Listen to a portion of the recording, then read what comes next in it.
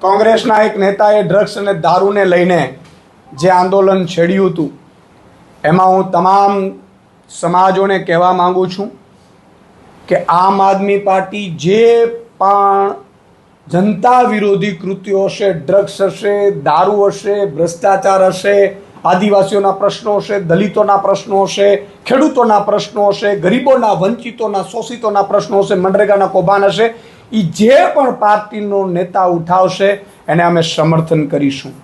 હું જાહેરમાં કહું છું કે ભાઈ શ્રી જિગ્નેશભાઈએ જે મુદ્દો ઉઠાવ્યો હતો અને ભાઈ હર્ષભાઈ સંઘવીએ જે નાના પોલીસ કર્મચારીઓને રસ્તા ઉપર ઉતારે, હું કહું છું ડીજીપીના પત્નીને એના પરિવારને રસ્તા ઉપર ઉતારે હર્ષભાઈ, આઈજી આઈપીએસના દરેક પરિવારને રસ્તા ઉપર ઉતારે? એ નહીં ઉતારે. એ ગરીબ મધ્યમ વર્ગના મારા ખેડૂતોના પોલીસના દીકરાઓ છે, એ દીકરાઓના પરિવારને ઉતારવાની એમણે જે હરકત કરી છે એ નિમ્ન કક્ષાની હરકત છે. સાથે સાથે હું કહેવા માંગુ છું કે આમ આદમી પાર્ટી ભાજપને હરાવવા અને ગુજરાતને ભાજપના અજગર જેવા બળાથી છોડાવવા આવી છે. અમે ખેડૂત આંદોલન કર્યું, કોંગ્રેસના નેતાઓ આમ આદમી પાર્ટી અને ખેડૂતોનું અપમાન કરી રહ્યા હતા. ખેડૂતો જેલમાં ગયા હતા ત્યારે કોંગ્રેસના નેતાઓ અહીંયા હળદરની બાજુમાં અહીંયા સભા કરી અને આમ આદમી પાર્ટી ઉપર આક્ષેપ કરી રહ્યા, જાણે આમ આદમી પાર્ટીનો મુખ્યમંત્રી હોય, એણે ભૂલ કરી અને એણે લાઠીઓ વરસાવી, એણે ખેડૂતોના અપમાન કર્યા. જે ખેડૂતો જેલમાં ગયા એ જ કોંગ્રેસના નેતાઓએ કે આ ખેડૂતો છે એ નાટક કરી રહ્યા છે જેલમાં જવાના.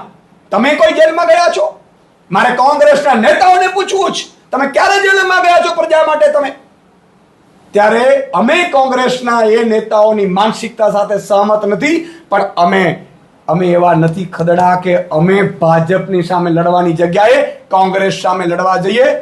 અમે આમ આદમી ઉપર એમણે આક્ષેપ કર્યા હતા, પાર્ટીના નેતાઓ ઉપર, અમારા ખેડૂતો ઉપર, ગુજરાતના ખેડૂતો ઉપર, પણ અમે એવા નથી. અને એટલા માટે જાહેરમાં કહું છું કે ડ્રગ્સના મુદ્દે, દારૂના અડ્ડાઓના મુદ્દે અમે કોંગ્રેસના એ નેતાના ધારાસભ્યના સમર્થનમાં છીએ. હું જાહેરમાં કહું છું.